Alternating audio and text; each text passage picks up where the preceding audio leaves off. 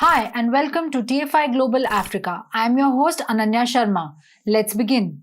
China has been involved in smuggling of rosewood, which is an endangered species. A complex illegal international smuggling network running from Madagascar, Tanzania, Malawi, and Zambia, running all the way to China, has been unleashed. The rosewood from these African states is being used to build decorative Ming Dynasty style furniture for elites in China, which include higher officials in the Chinese Communist Party.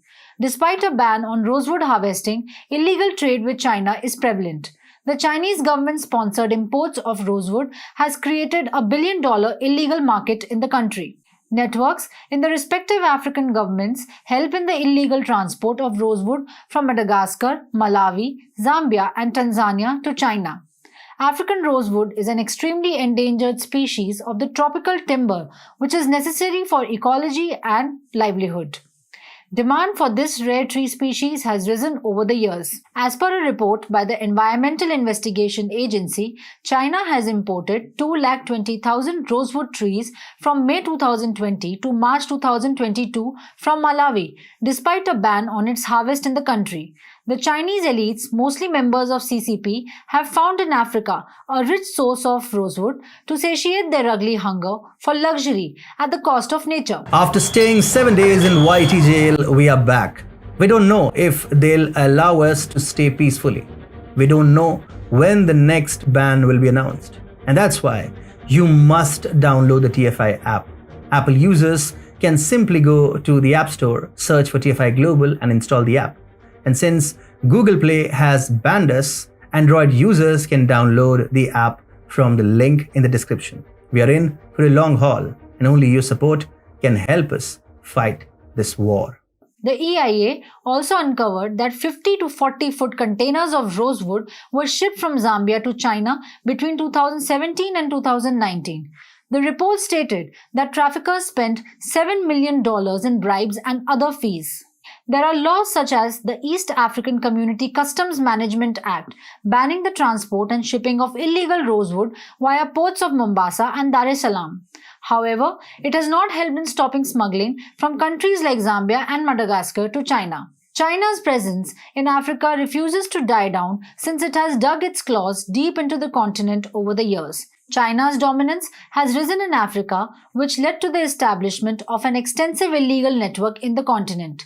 For decades, the Chinese government took advantage of the circumstances of the African leaders and manipulated them into selling their nation and people.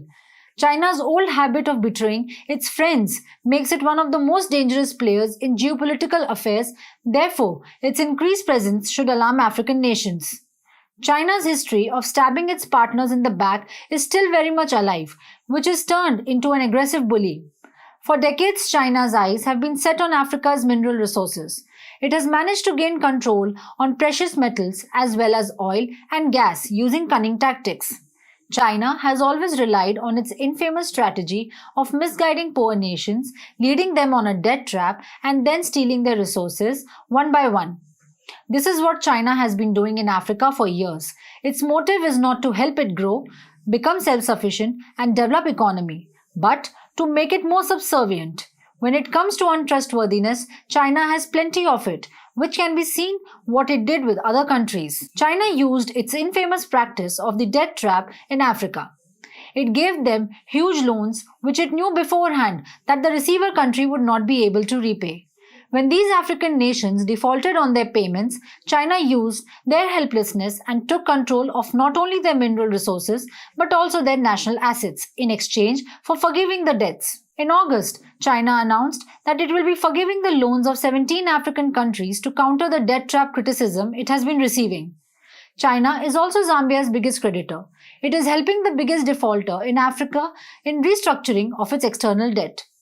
Zambia is practically declared as a Chinese colony. The decision to forgive debt in Africa could be motivated by the attempt to gain control over precious endangered resources such as rosewood. Unfortunately, several African leaders have sold their countries, resources, and people to China. Chinese companies have been operating in several countries for decades, owning mines and industries.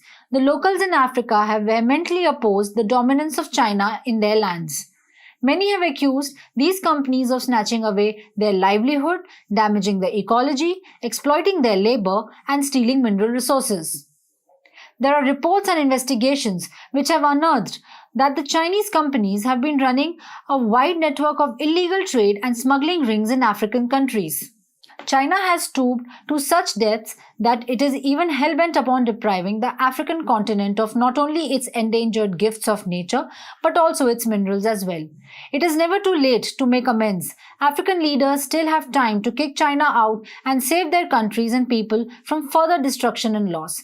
They need to get back the control on Africa's wealth from CCP elites and start planning a future without China.